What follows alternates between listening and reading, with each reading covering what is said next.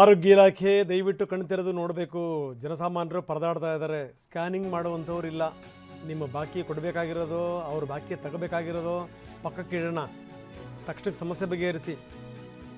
ಇನ್ನೊಂದು ಕಡೆಗೆ ವಿಕ್ಟೋರಿಯಾದಲ್ಲಿ ಮೂಲ ಸೌಕರ್ಯಗಳೇ ಇಲ್ಲ, ಪರದಾಡ್ತಾ ಇದ್ದಾರೆ ಜನಗಳು. ಡಿ ಗ್ರೂಪ್ ಸಿಬ್ಬಂದಿ ಇಲ್ಲ, ರೋಗಿಗಳು ಒದ್ದಾಡ್ತಾ ಇದ್ದಾರೆ. ನೋಡಿ ಸ್ಥಿತಿ ನೋಡಿ ಹೆಂಗಿದೆ ಅಂತ. ಸಂಬಂಧಪಟ್ಟಂಥವ್ರು ತಿಳ್ಕೊಂಡು ಹೋಗಬೇಕು. ದೊಡ್ಡ ಆಸ್ಪತ್ರೆ ವಿಕ್ಟೋರಿಯಾ ಆಸ್ಪತ್ರೆ. ವಿಕ್ಟೋರಿಯಾ ಆಸ್ಪತ್ರೆಯಲ್ಲಿ ಒಳ್ಳೊಳ್ಳೆ ಅಧಿಕಾರಿಗಳು ಕೂಡ ಇದ್ದಾರೆ. ವಿಕ್ಟೋರಿಯಾ ಆಸ್ಪತ್ರೆಯಲ್ಲಿ ಎಲ್ಲ ವ್ಯವಸ್ಥೆಗಳೂ ಕೂಡ ಇವೆ. ನೀವು ಎಮರ್ಜೆನ್ಸಿಯಿಂದ ಹಿಡಿದು ನೀವು ಆರ್ಥೋಪೆಡಿಕ್ ತನಕ, ಪಲ್ಮನಾಲಜಿ ತನಕ ಪ್ರತಿಯೊಂದು ಕೂಡ. ಆದರೆ ಅಲ್ಲಿನ ಅವ್ಯವಸ್ಥೆಗಳ ಆಗರ. ಬನ್ನಿ, ನಮ್ಮ ಪ್ರತಿನಿಧಿ ವಿನಯ್ ಅಲ್ಲಿಂದ ಒಂದು ಪ್ರತ್ಯಕ್ಷ ವರದಿ ಕೊಟ್ಟಿದ್ದಾರೆ, ನೋಡೋಣ. ವಿಕ್ಟೋರಿಯಾ ಆಸ್ಪತ್ರೆಯಲ್ಲಿ ನಿಜಕ್ಕೂ ಕೂಡ ಒಂದು ಅಮಾನವೀಯ ಘಟನೆಗಳಿಗೆ ಕಾರಣ ಆಗ್ತಾ ಇದೆ. ಪ್ರತಿನಿತ್ಯವೂ ಕೂಡ ಇಲ್ಲಿ ರೋಗಿಗಳ ಪರದಾಟವನ್ನು ನಿಜಕ್ಕೂ ನೀವು ನೋಡಿದ್ರೆ ಅಕ್ಷರಶಃ ನೊಂದು ಬಿಡುವಂತಹ ಸ್ಥಿತಿ ಇದೆ. ಯಾಕೆಂದ್ರೆ ಇಲ್ಲಿರುವಂತಹ ಸಿಬ್ಬಂದಿಗಳು ಯಾವ ರೀತಿಯ ವರ್ತನೆ ಮಾಡ್ತಾರೆ, ಇಲ್ಲಿರುವ ವೈದ್ಯರು ಯಾವ ರೀತಿಯಾಗಿ ವರ್ತನೆ ಮಾಡ್ತಾರೆ, ನೀವು ತೋರಿಸ್ತಾ ಹೋಗ್ತೀನಿ ಹೇಗಿದೆ ಇಲ್ಲಿಯ ಚಿತ್ರಣ ಅಂತ ಹೇಳಿ.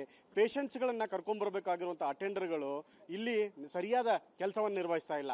ಹೀಗಾಗಿ ಇಲ್ಲಿ ಕರ್ಕೊಂಡ್ಬಂದಿರುವಂತಹ ರೋಗಿಗಳ ಜೊತೆಗಿರುವಂತಹ ಸಂಬಂಧಿಕರೇ ಪೇಷಂಟ್ಸ್ ಅನ್ನ ಕರೆದುಕೊಂಡು ಹೋಗುವಂತಹ ಅಟೆಂಡರ್ಗಳ ಇಲ್ಲದೆ ಇರುವಂತಹ ಸ್ಥಿತಿ ಇಲ್ಲಿ ತಲುಪಿಟ್ಟಿದ್ದಾರೆ. ಹೀಗಾಗಿ ನಾ ಮಾತಾಡ್ತಾ ಹೋಗ್ತೀನಿ. ಸರ್, ಏನ್ ನೀವು ತಿಳ್ಕೊಂಡ್ ಬರ್ತಾ ಇದ್ರಿ? ಯಾರು ಅಟೆಂಡರ್ಗಳು ಯಾರು ಸಂಬಂಧ ಇಲ್ವಾ? ಇಲ್ಲಿ ನಿಮ್ಗೆ ಹೆಲ್ಪ್ ಮಾಡ್ತಿಲ್ವಾ? ಹೆಲ್ಪ್ ಮಾಡ್ತಾವ್ರೆ ಸರ್. ಈ ಡಿ ಗ್ರೂಪ್ ಅವರೇ ಕರೆಕ್ಟಾಗಿ ಹೆಲ್ಪ್ ಮಾಡ್ತಾ ಇಲ್ಲ. ಈಗ ಅವ್ರಿಗೆ ಡ್ರೆಸ್ ಹಾಕಿಲ್ಲ, ಡ್ರೆಸ್ 3 ದಿವಸ ಹೇಳ್ತಾ ಇದೀನಿ, ಡ್ರೆಸ್ ಹಾಕ್ತಾ ಇಲ್ಲ. ಕಾಸು ಕೊಡ್ರಿ ಅಂತ ಕೇಳ್ತಾರೆ. ಕಾಸು ಕೊಡಿ ಅಂತಾರೆ.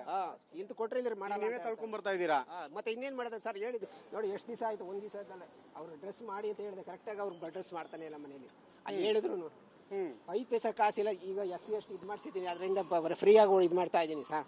ನೀವೇ ತಳ್ಕೊಂಡ್ ಬರ್ತಾ ಇದ್ದೀರಾ? ಇನ್ನೇನ್ ಮಾಡ್ತಾರೆ? ಅವ್ರಿಗೆ ಅರ್ಧ ಗಂಟೆ ಆಯ್ತು ಲೇಟ್ ಮಾಡಿ ಮಾಡ್ತಾರೆ. ಅವ್ರನ್ನೆಲ್ಲೇ ಬಿಡಕತ್ತ ಸರ್ ನಾನು.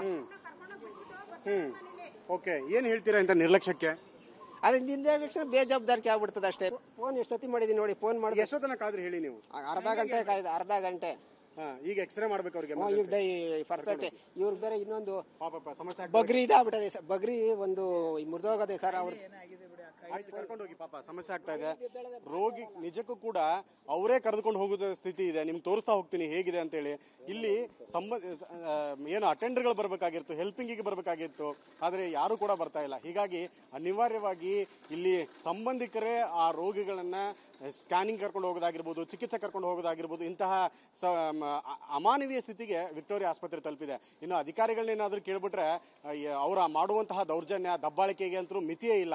ಆ ರೀತಿಯಂತ ಒಂದು ದಬ್ಬಾಳಿಕೆಯನ್ನ ಮಾಡ್ತಾರೆ. ನಿಜಕ್ಕೂ ಕೂಡ ಪರದಾಡುವಂತ ಸ್ಥಿತಿ ಇದೆ. ಒಬ್ಬ ಗ್ರೂಪ್ ಡಿ ನೌಕರರು ಸಹಾಯಕ್ಕೆ ಬರಲ್ಲ, ಒಬ್ಬ ವೈದ್ಯರು ಸಹಾಯಕ್ಕೆ ಬರಲ್ಲ ಅಂದ್ರೆ ಯಾವ ಸೀಮೆಯ ಸರ್ಕಾರಿ ಆಸ್ಪತ್ರೆಗಳಿವೆಲ್ಲ?